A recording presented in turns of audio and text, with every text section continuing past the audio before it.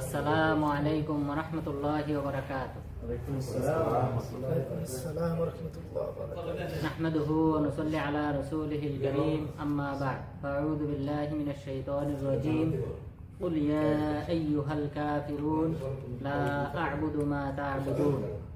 সম্মানিত উপস্থিতি, আজকে ইনশাআল্লাহ আমরা সূরা কাফিরুনের তাফসীর করব। তো সূরা কাফিরুন এটা মক্কায় অবতীর্ণ হয়েছে। আর এই সূরার কিছু ফজিলত রয়েছে, এই সূরা অবতীর্ণ হওয়ার কারণ রয়েছে, এবং এই সূরা কোন কোন সময়ে পাঠ করতে হয়। রাসূল সাল্লাল্লাহু আলাইহি ওয়াসাল্লাম কিছু কিছু সালাতে পাঠ করতেন, সেই বিষয়গুলিও ইনশাআল্লাহ আমরা উল্লেখ করব। প্রথমত, এই সূরা কেন অবতীর্ণ হয়েছে তার কারণ হিসেবে যা উল্লেখ করা হয় তা হলো মক্কার কুরাইশরা রাসূল সাল্লাল্লাহু আলাইহি ওয়াসাল্লামকে প্রস্তাব দিয়েছিল যে আপনি এক বছর আমাদের দেবদেবীর পূজা করবেন, আরেক বছর আমরা আপনার রবের উপাসনা করব। আল্লাহ তাআলা স্পষ্টভাবে জানিয়ে দিলেন যে এই জাতীয় শিরকি আপোষ হতে পারে না, কোন ব্যক্তির সাথে শিরকের উপর কোনো আপোষ হতে পারে না। আল্লাহ তাআলা বলে দিলেন লাকুম দীনুকুম ওয়ালিয়া দীন, তোমাদের দেবদেবীর পূজার ধর্ম তোমাদের, আর আমার তাওহীদের ধর্ম আমার, সুতরাং তোমাদের সাথে আমার কোনো আপোষ হতে পারে না। তাহলে আমরা সাবাবে নুজুল আমরা জানলাম যে কেন অবতীর্ণ হয়েছিল এই সূরাটি। এরপর দ্বিতীয়ত, এই সূরার ফজিলতটা হলো, এই সূরার একটা বিশেষ ফজিলত হলো যে নাউফেল বিন মুআবিয়া আল আশজাঈ রাদিয়াল্লাহু আনহু রাসূল সাল্লাল্লাহু আলাইহি ওয়াসাল্লামের কাছে আসলেন। আসার পর বললেন, ইয়া রাসূলুল্লাহ আল্লিমনি মা আকুলু ইযা আওয়াইতু ইলা ফিরাশি। ইয়া রাসূল, আমাকে এমন কিছু শিক্ষা দেন যা আমি বিছানায় যাওয়ার সময়, ঘুমাইতে যাওয়ার সময় পাঠ করব। তখন রাসূল সাল্লাল্লাহু আলাইহি ওয়াসাল্লাম বললেন, ইকরা কুল ইয়া আইয়ুহাল কাফিরুন সুম্মা নাম আলা খাতিমাতিহা, যে তুমি তোমার সর্বশেষ যে বাক্য হবে সেটা যেন হয় কুল ইয়া আইয়ুহাল কাফিরুন। এই সর্বশেষ বাক্যের উপর, কালিমার উপর, এই সূরার উপর তুমি ঘুমাবে। ফা ইন্নাহা বারাআতুম মিনাশ শিরক, কেননা এই সূরাটি হলো শিরক থেকে পবিত্র থাকার ঘোষণা। অর্থাৎ আমরা, আমাদের সাথে শিরকের কোনো সম্পর্ক নেই, সেই ঘোষণা দিয়েই আমি ঘুমাইলাম, সেই ঘোষণা দিয়েই আমি নিদ্রায় গেলাম, এবং আমি যেন তাওহীদের উপর অটল রইলাম। আর যে ব্যক্তি তাওহীদের উপর অটল থেকে মারা যাবে তার ঠিকানা হলো জান্নাত। রাসূল সাল্লাল্লাহু আলাইহি ওয়াসাল্লাম বলেছেন, মান কানা আখিরু কালামিহি লা ইলাহা ইল্লাল্লাহ দাখালাল জান্নাহ, যার সর্বশেষ বাক্য হবে লা ইলাহা ইল্লাল্লাহ, সেই ব্যক্তি জান্নাত। সুতরাং এই শিরক মুক্ত অবস্থায় এবং তাওহীদের উপর যদি কোনো ব্যক্তি নিদ্রা যায়, মৃত্যু হয়, তাহলে সেই ব্যক্তি জান্নাতি। এবং সে কথাই রাসূল সাল্লাল্লাহু আলাইহি ওয়াসাল্লাম এই নাউফেল বিন ফারওয়া আল আশজাঈ, নাউফেল বিন মুআবিয়া আল আশজাঈ রাদিয়াল্লাহু আনহুকে শিক্ষা দান করলেন। সুতরাং আমরাও ঘুমাইতে যাওয়ার সময় এই সূরা পাঠ করব। তাহলে ঘুমাইতে যাওয়ার সময় আমরা আগে একটা আমল জানলাম, সেটা হলো সুবহানাল্লাহ কতবার? 33 বার। আলহামদুলিল্লাহ 33 বার। আল্লাহু আকবার 34 বার। তাহলে ঘুমাইতে যাওয়ার সময় এটা একটা আমল। এরপর এই যে আরেকটা আমল, যে কুল ইয়া আইয়ুহাল কাফিরুন, এটা পাঠ করে ঘুমাইতে যাওয়া। এরপর এই সূরা কাফিরুন পাঠ করার সুন্নতি কিছু সময় রয়েছে, যে রাসূল সাল্লাল্লাহু আলাইহি ওয়াসাল্লাম বিভিন্ন আমলের সময় এই সূরাটা পাঠ করতেন। তার মধ্যে প্রথম যেটা, তা হলো আমরা যে তওয়াফ করে, বাইতুল্লাহ তওয়াফ করার পর মাকাম ইব্রাহিমের পিছনে 2 রাকাত সালাত আদায় করি, এই 2 রাকাত সালাতে কুল ইয়া আইয়ুহাল কাফিরুন পাঠ করতে হবে। এই ব্যাপারে জাবের বিন আব্দুল্লাহ রাদিয়াল্লাহু আনহু তিনি বলেন, আন্না রাসূলুল্লাহ সাল্লাল্লাহু আলাইহি ওয়াসাল্লাম ক্বারা বিহাদিহি সূরা ওয়া বিকুল হুয়াল্লাহু আহাদ ফি রাকাতাই তাওয়াফ। রাসূল সাল্লাল্লাহু আলাইহি ওয়াসাল্লাম তাওয়াফের 2 রাকাত সালাতে তিনি কুল ইয়া আইয়ুহাল কাফিরুন এবং কুল হুয়াল্লাহু আহাদ, এই দুটি সূরা পাঠ করতেন। তাহলে এটা হলো সুন্নত। তাহলে আপনারা বাইতুল্লাহ যদি নফল তওয়াফ করেন অথবা উমরার তওয়াফ করেন অথবা হজের তওয়াফ করেন, যে কোনো তওয়াফ করলে 2 রাকাত সালাত আদায় করতে হবে। আর সেই 2 রাকাতে কিরাত হবে সূরা ফাতিহার সাথে কাফিরুন এবং ইখলাস, এই 2টা সূরা আমাদেরকে পাঠ করতে হবে। এটা হলো সুন্নাত। এরপর আরো যে সুন্নতি আমল সেটা হলো ফজরের যে 2 রাকাত সুন্নত রয়েছে, এই ফজরের 2 রাকাত সুন্নতেও এই সূরা কাফিরুন পাঠ করতে হবে। আবু হুরায়রা রাদিয়াল্লাহু আনহু তিনি বলেন, আন্না রাসূলুল্লাহ সাল্লাল্লাহু আলাইহি ওয়াসাল্লাম ক্বারাআ বিহিমা ফি রাকাতাইল ফজর। রাসূল সাল্লাল্লাহু আলাইহি ওয়াসাল্লাম সূরা কাফিরুন এবং সূরা ইখলাস ফজরের 2 রাকাতে পাঠ করেছেন। এটা ফরজ 2 রাকাত নয়, বরং সুন্নত 2 রাকাত। কারণ সুন্নত যে 2 রাকাত এটা বর্ণিত হয়েছে অপর সাহাবী থেকে, আব্দুল্লাহ ইবনে ওমর রাদিয়াল্লাহু আনহু তিনি বলেন, আন্না রাসূলুল্লাহ সাল্লাল্লাহু আলাইহি ওয়াসাল্লাম ক্বারাআ ফি রাকাতাইনি ক্বাবলা আল ফজর ওয়া রাকাতাইনি বা'দা আল মাগরিব বিদা 20 মাররা আও বিদা 10 মাররা কুল ইয়া আইয়ুহাল কাফিরুন ওয়া কুল হুয়াল্লাহু আহাদ। আব্দুল্লাহ ইবনে ওমর রাদিয়াল্লাহু আনহু বলেন, রাসূল সাল্লাল্লাহু আলাইহি ওয়াসাল্লাম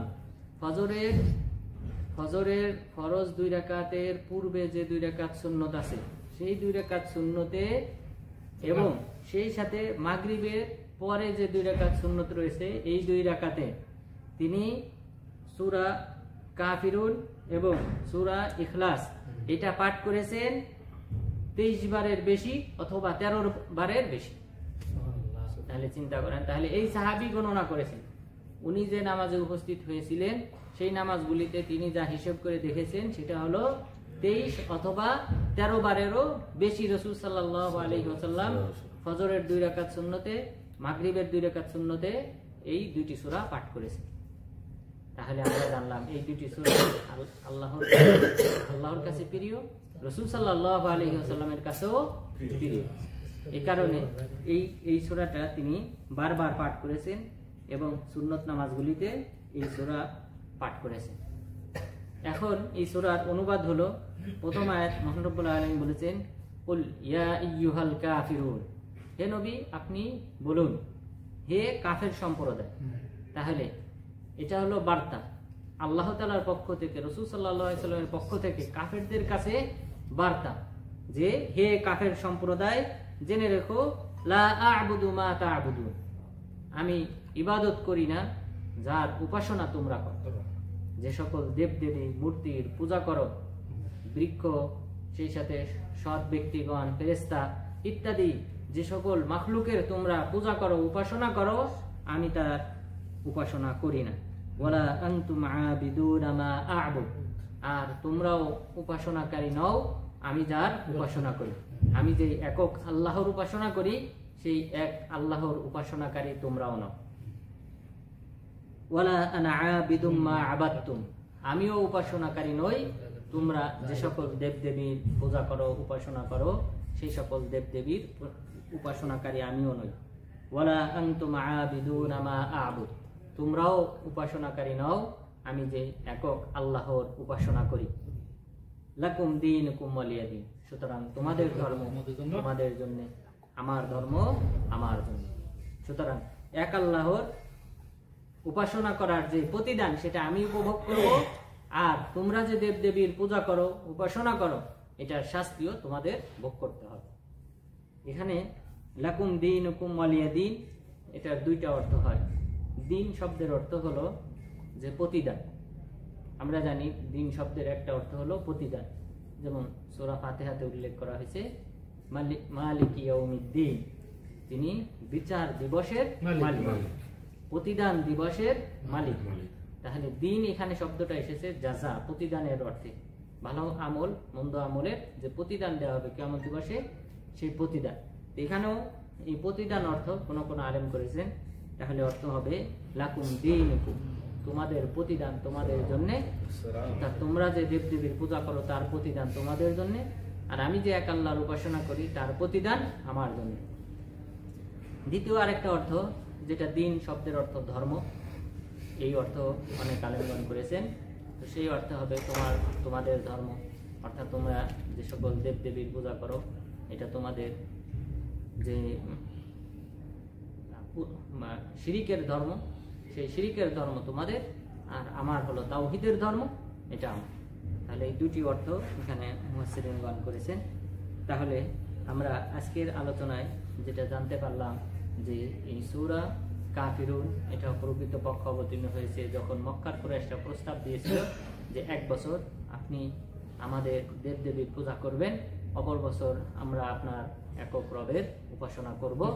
এই প্রস্তাবের প্রেক্ষিতে আল্লাহ তাআলা ঘোষণা জারি করলেন যে কোনো কাফের মুশরিকের সাথে আপোষ নয়, বরং আল্লাহ তাআলা বলেছেন ফাসদা বিমা তুমার, আপনাকে যা নির্দেশ দেওয়া হয় সেটা আপনি প্রচার করেন। কোন ওয়ারিদ আনিল মুশরিকিন, মুশরিকদের থেকে আপনি মুখ ফিরিয়ে নিন, অর্থাৎ তাদেরকে আপনি কি করেন, আপনাকে ফাসদা, এটার কয়েকটা অর্থ করা যায়। ফাসদা বিমা তুমার, আপনাকে যা নির্দেশ দেওয়া হয়েছে তা দিয়ে তাদেরকে প্রতিহত করেন। সুতরাং কোনো আপোষ নেই, কাফের মুশরিকদের সাথে মুসলিমদের কোনো আপোষ নেই। তারা তাদের যে আল্লাহর বিধান রয়েছে, সেই তাওহীদের বিধান, সেটা তারা প্রচার করবে, তাদের সাথে কোনো প্রকার আপোষ হবে না। সেই ঘোষণা আল্লাহ তাআলা রাসূল সাল্লাল্লাহু আলাইহি ওয়াসাল্লামকে কাফেরদেরকে জানিয়ে দিতে বললেন। এরপর এই সূরাটি কয়েক ক্ষেত্রে আমল করতে হয়, কয়েক জায়গায় পাঠ করতে হয়। যে এই সূরাটি পাঠ করা সুন্নত, সেই সুন্নতি আমলের অন্যতম হলো যে এই সূরাটি যখন ঘুমাইতে যাওয়া হবে সেই সময় পাঠ করা সুন্নত। এরপর ফজরের 2 রাকাত সুন্নতে পাঠ করা সুন্নত। এরপরে তাওয়াফের 2 রাকাতে পাঠ করা সুন্নত। এরপর মাগরিবের যে 2 রাকাত রয়েছে সুন্নত, সেই 2 রাকাতেও পাঠ করা সুন্নত। সুতরাং আল্লাহ তাআলা যেন আমাদেরকে তাওহীদের উপর অটল থাকার মাধ্যমে এবং আল্লাহ তাআলা যে সকল বিধিবিধান দিয়েছেন সে সকল বিধিবিধান যথাযথভাবে পালন করার মাধ্যমে আল্লাহ তাআলার নৈকট্যশীল বান্দা হওয়ার তৌফিক দান করেন। আমিন। আকুলু কাওলি হাযা ওয়াস্তাগফিরুল্লাহ লি ওয়া লাকুম ওয়া লিসাইরিল মুসলিমিন।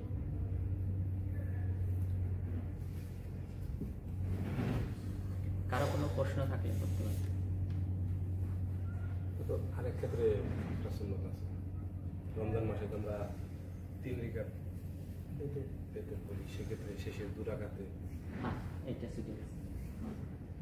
বিতিরের রাসূলুল্লাহ সাল্লাল্লাহু আলাইহি ওয়াসাল্লাম এটা আমরা যে এসে হেরামে দেখছি যে রমজান বিতিরে এটা পড়ে সূরা আলা, বিতিরের নামাজে সূরা আলা এবং সেই সাথে